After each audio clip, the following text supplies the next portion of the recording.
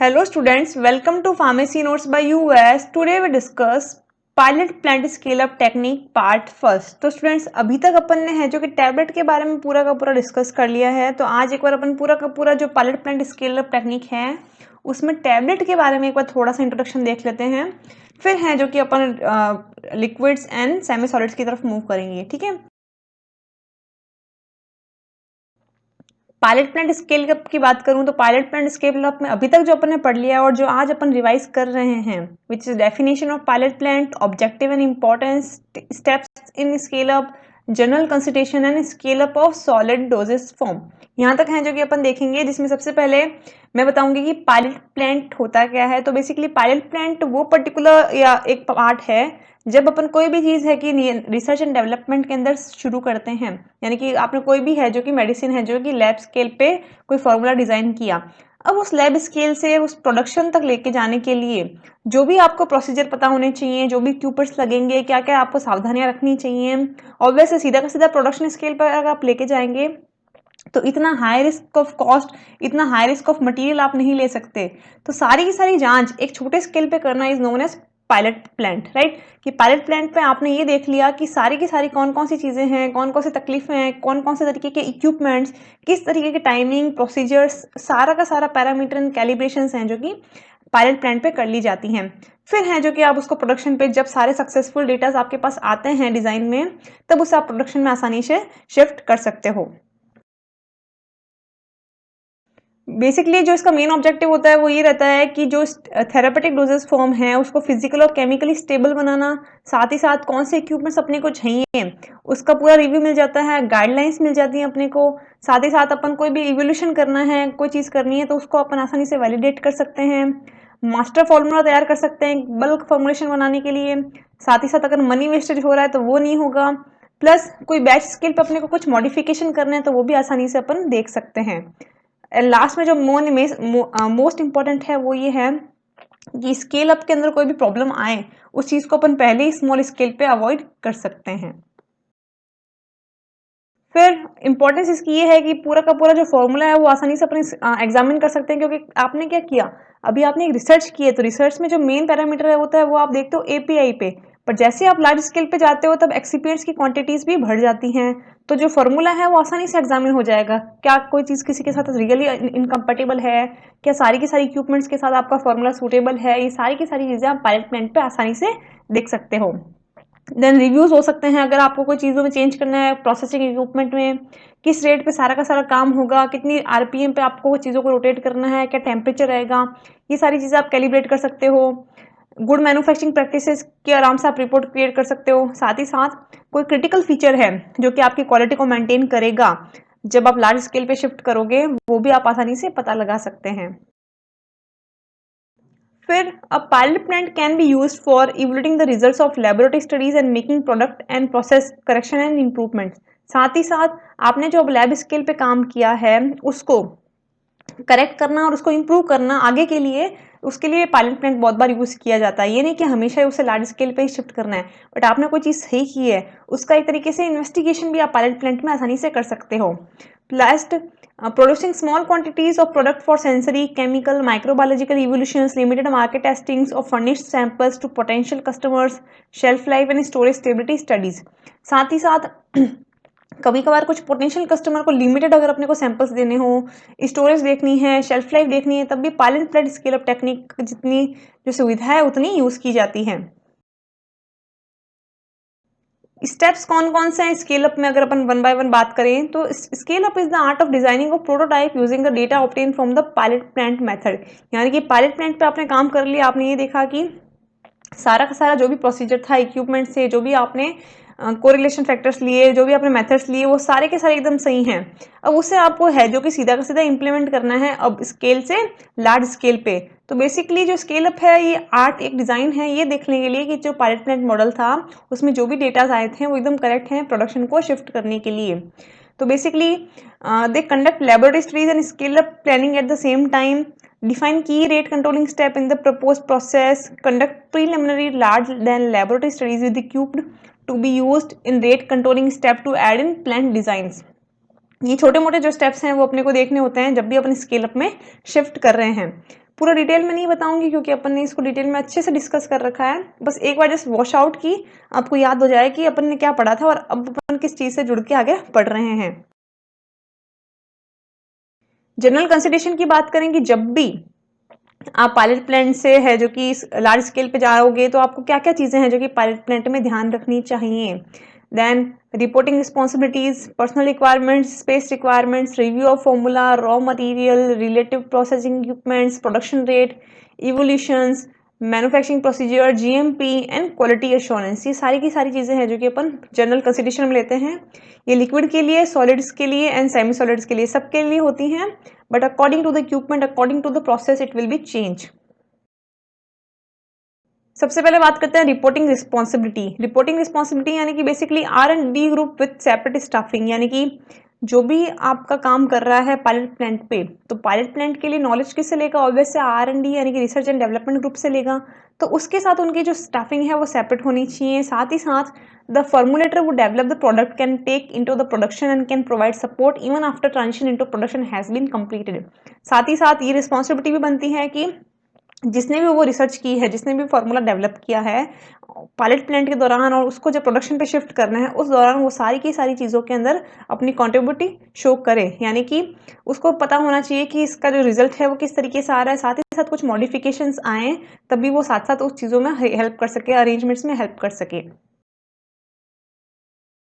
Personal requirements की अगर बात करें तो ऑब्वियस है पायलट प्लांट में एक तो वो पर्सन जिसको सबसे ज़्यादा नॉलेज है उसको चूज किया जाता है। साथ ही साथ जिन लोगों ने उसके साथ काम किया है, प्लस जो इंजीनियर्स होते हैं जिनको स्केल अप के बारे में नॉलेज है कि जब स्मॉल स्केल से लार्ज स्केल में जाएगा तो किस तरीके की मॉडिफाइड इक्विपमेंट की जरूरत पड़ेगी उनको लेने के लिए।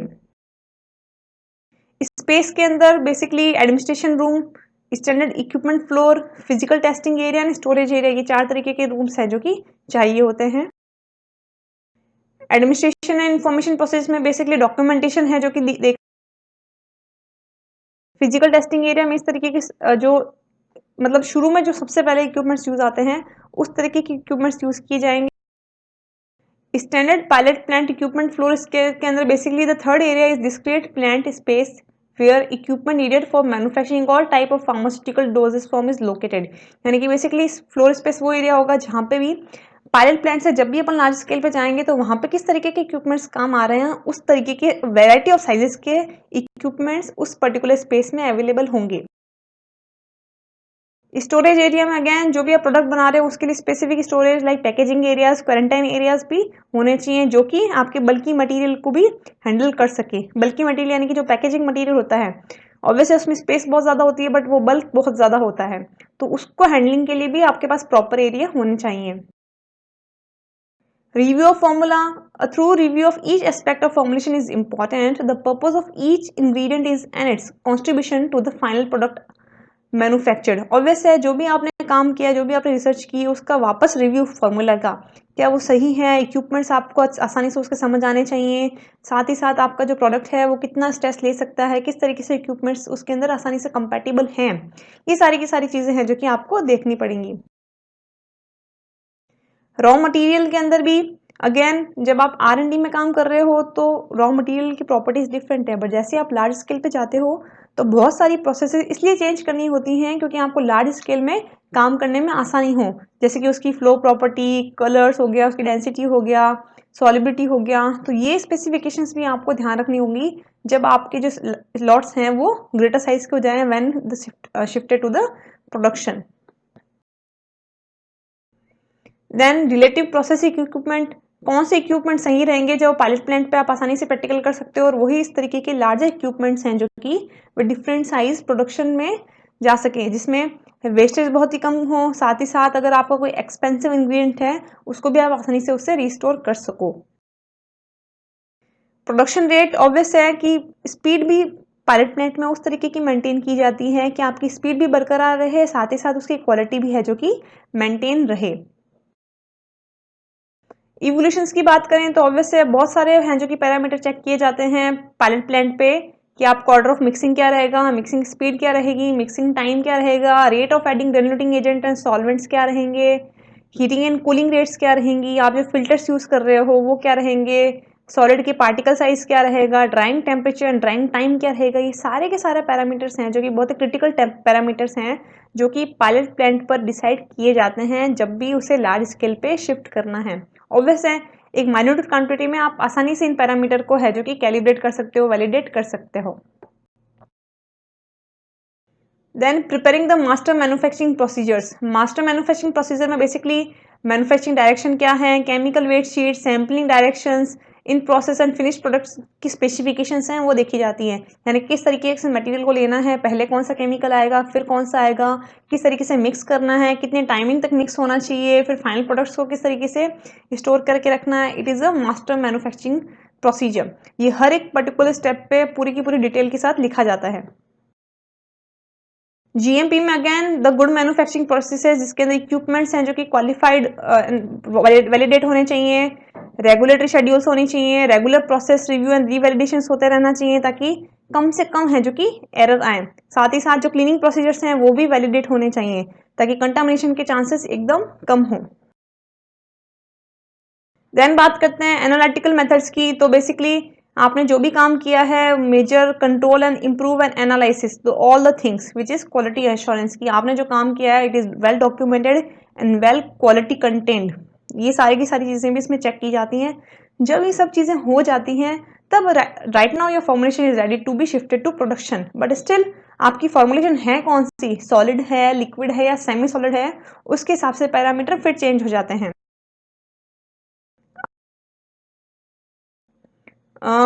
सॉलिड की, तो सॉलिड के अंदर आपको क्या क्या ध्यान रखना होता है, ऑब्वियसली क्योंकि ये स्टफ है, ड्राई सिस्टम है, तो ड्राई सिस्टम में आपको काफी सारी फैसिलिटीज के बारे में देखना होता है, जिसके अंदर बेसिकली लाइटिंग कितनी होनी चाहिए, आपका फ्लोर कैसा होना चाहिए, हार्ड फ्लोर होना चाहिए आपके अंदर, उसमें डस्ट कंटामिनेशन कम से कम आनी चाहिए, लाइटिंग प्रॉपर होनी चाहिए, माइक्रोबियल कंटामिनेशन बिल्कुल नहीं होनी चाहिए।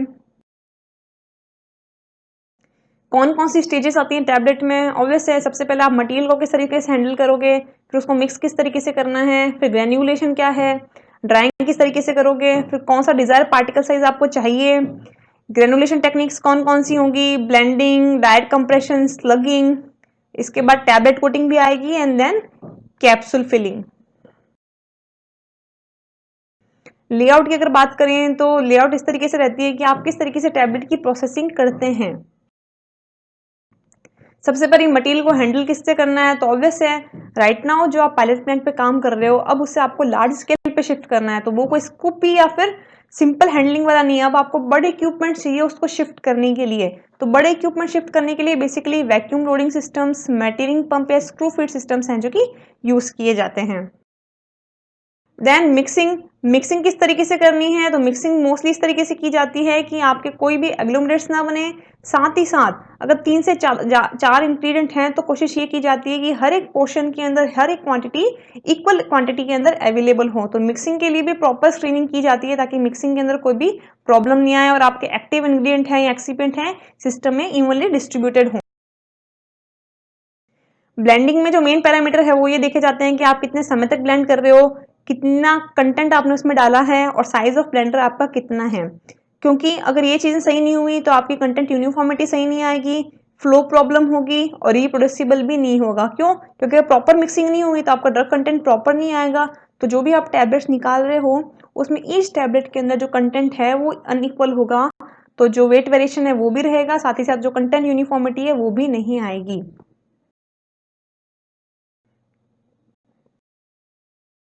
कौन कौन से इक्विपमेंट्स अपन यूज करते हैं, अपन यूज करते हैं double cone, ribbon, slant, bean blender, screw blender, vertical and horizontal. Mostly blendings के लिए इस तरीके के इक्विपमेंट्स हैं जो कि यूज किए जाते हैं। अब बात करते हैं ग्रेनुलेशन की। अब आपने सब कुछ मिक्स कर लिया आसानी से। अब मिक्स करने के बाद again you have to make a granule. Granule बनाने का जो मेन रीजन है वो ये है टू इम्प्रूव द फ्लो। अब आपका जो प्रोडक्ट है वो किस तरीके का है, वो ड्राई ग्रेनुलेशन फेवरेबल है, वेट ग्रेनुलेशन फेवरेबल है या फिर स्लगिंग के थ्रू उसको अपने को ग्रेन्यूल बनाना है। ग्रेन्यूल बनाने का जो मेन रीजन होता है वो यही है कि डेंसिटी को बढ़ाया जाए, फ्लो को इम्प्रूव किया जाए, पार्टिकल साइज डिस्ट्रीब्यूशन एक्यूरेट किया जाए, साथ ही साथ यूनिफॉर्म डिस्पर्जन भी हो, क्योंकि ग्रेन्यूल बनेंगे तो एक पर्टिकुलर ग्रेन्यूल में आपकी सारी की सारी इंग्रेडिएंट भी अवेलेबल होंगे। टाइप ऑफ ग्रेनुलेशन में वेट के अंदर ऑब्वियस से अपन एक लिक्विड ऐड करते हैं, जिसमें mostly sigma bladder and heavy duty planetary mixtures use किए जाते हैं। बाइंडर्स में mostly natural polymers, synthetic polymers, new natural synthetic binders, new synthetic binders इस तरीके के हैं जो कि यूज किए जाते हैं when you have to make a wet granulation. Dry granulation में बेसिकली आपका जो सैंपल है उसका स्लग बनाया जाता है, उस स्लग बनाने के बाद छोटे छोटे टुकड़ों में तोड़ दिया जाता है, फिर एक पर्टिकुलर सिप से उसको स्ट्रीन करके डिजायर पार्टिकल शेप हैं जो कि गेन कर लिए जाएंगे। रोलर कंपैक्टर मील, शेयर मील मोस्टली हैं जो कि ड्राई कंप्रेशन के लिए किया जाता है। फ्लूइडाइज्ड बेड ग्रेनुलेटर भी एक इक्विपमेंट है जिससे अपन पार्टिकल को ग्रेन्यूल के रूप में कन्वर्ट कर सकते हैं, बट मोस्टली यहाँ पे लिक्विड को सॉलिड में कन्वर्ट किया जाता है। जैसे कि मैं आपको बताऊं कि मिल्क है, तो मिल्क को जो आपको ड्राई मिल्क के रूप में मिलता है, मिल्क पाउडर मिलता है, this is made by fluidized bed granulator, जिसके अंदर से पूरा का पूरा मॉइस्चर उड़ा दिया जाता है और आपका सिस्टम है जो कि सॉलिड के अंदर कन्वर्ट हो जाता है। ये इसलिए किया जाता है जैसे काफी सारे टाइम पे आपको ड्रग है जो सॉलिड के रूप में चाहिए, बट ड्रग का जो मेन एक्टिव इंग्रेडिएंट है वो लिक्विड इन प्रॉपर्टी है, तो उसे सॉलिडिफाई कर दिया जाता है using this type of equipments, then it help to convert in the tablet. Fluidized bed के अंदर मोस्टली अपने को temperature, pressure, air volume, spray rate, porosity, ये सारी की सारी चीजें हैं जो कि वैलिडेट करनी पड़ती हैं। मेन जो एप्लीकेशन है ग्रेनुलेशन की, जैसे कि मैंने आपको बताया, यूनिफॉर्मिटी, फ्लो रेट्स, डेंसिटी, मीटरिंग्स हैं जो कि फैसिलेट हो जाती हैं कि कितना एक टाइम में कितना आएगा, साथ ही साथ डस्ट है वो भी कम होगी। क्यों? क्योंकि पार्टिकल छोटे होंगे तो ऑब्वियस डस्ट क्रिएट होगी, पार्टिकल बड़े होंगे इवन रेगुलर साइज के होंगे तो डस्ट भी कम आएगी। ड्राइंग, अब जैसा आपने ग्रेनुलेशन किया है, ग्रेनुलेशन में अगर आपने वेट ग्रेनुलेशन किया है तो it is very important to dry it properly, वरना क्या होगा, टैबलेट्स बाइंड करते वक्त आपकी टैबलेट में स्टिकिंग की प्रॉब्लम भी आएगी, साथ ही साथ एक से दूसरी टैबलेट जुड़ने के भी चांसेस रहेंगे, प्लस मॉइस्चर कंटेंट होगा तो माइक्रोबियल ग्रोथ होने के भी चांसेस बढ़ते हैं। अब ड्राइंग में आपका जो ड्राइंग इक्विपमेंट है उसमें एयर फ्लो क्या है, टेम्परेचर क्या है और कंटेंट आप कितना डाल रहे हो एक ट्रे में, it is also important parameter. Mostly we use tray dryer and fluidized bed dryer. Now we have to reduce the particle size as according to our need कि कितना साइज अपने को चाहिए, उसके आधार पे आप ऑब्वियस से डिफरेंट मेथड्स यूज करते हो पार्टिकल को रिड्यूस करने के लिए। Mostly reduction due to flowability, compressibility, uniformity of tablet weight, content uniformity, tablet hardness and tablet colour uniformity के लिए किया जाता है। लुब्रिकेंट्स के अंदर अपन ग्लाइडेंट्स ऐड कर सकते हैं। मोस्टली अगर इम्प्रॉपर साइज है तो ऑब्वियस है वेट कैविटीज में दिक्कत आएगी, कोर्सर अगर पार्टिकल बने तो कोई पार्टिकल बहुत बड़ा है कोई पार्टिकल छोटा है, तो इस तरीके से कलर डिफरेंसेस भी अपने को देखने को मिलते हैं। प्लस अगर पार्टिकल में बीच में स्पेस है एयर की तो अपने को ये इस तरीके की कैपिंग डिफेक्ट भी देखने को मिलती है जिसमें पार्टिकल या टैबलेट्स की है जो कि पूरी परत निकल जाएगी। क्यों? क्योंकि पार्टिकल बड़े होंगे कहीं छोटे होंगे तो बीच में एयर स्पेस होगी, तो अगर उसको थोड़ा सा भी इंपैक्ट होता है, झटका लगता है, तो इस तरीके से इसकी जो लेयर्स हैं वो निकल जाती हैं। This is tablet defect which is known as capping. And the equipments we use to reduce the particle size are hammer mill, oscillating granulator, mechanical sieving and screening devices. Now the blending. Now अपने particles को हैं जो कि एक even size में तोड़ दिया है, अब अपन दूसरे जो इंग्रेडिएंट्स हैं जो अपने को उसके अंदर ऐड करने हैं वो ऐड करते हुए अपन उसको प्रॉपर ब्लेंड करेंगे एक proper particle size, shape, hardness और डेंसिटी को लाने के लिए।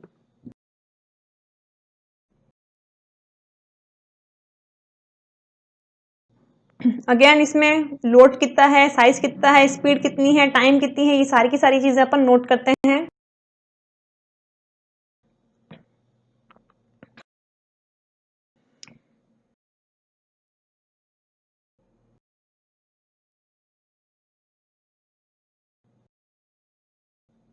देन स्पेशल ग्रेनुलेटिंग टेक्निक्स के अंदर direct compression, dry compression and स्लगिंग, ये तीन चीजें आती हैं जो कि मैंने आपको डिटेल में मैं बात नहीं करूंगी क्योंकि अपन ने पढ़ लिया है सारा, just a brief introduction.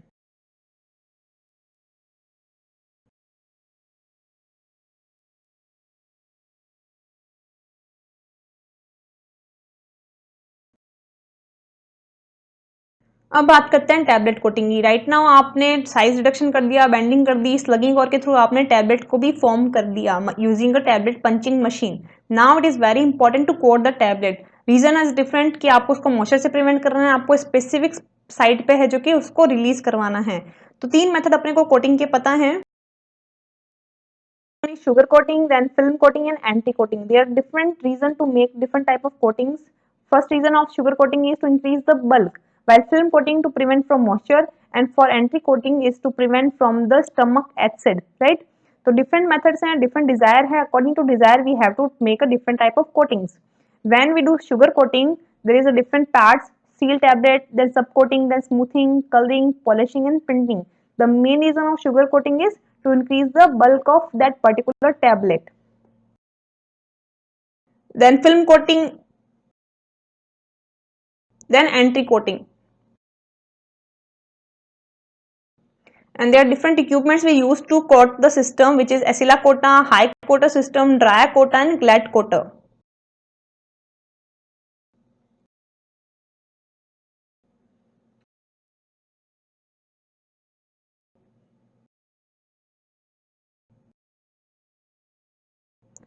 Thank you. I hope you understand and enjoy. On next class, we discuss the last point of tablet pilot plant skill of technique of tablet, which is capsule. Okay. उसके बाद अपन है जो कि discuss करेंगे liquids and semi solids. Thank you.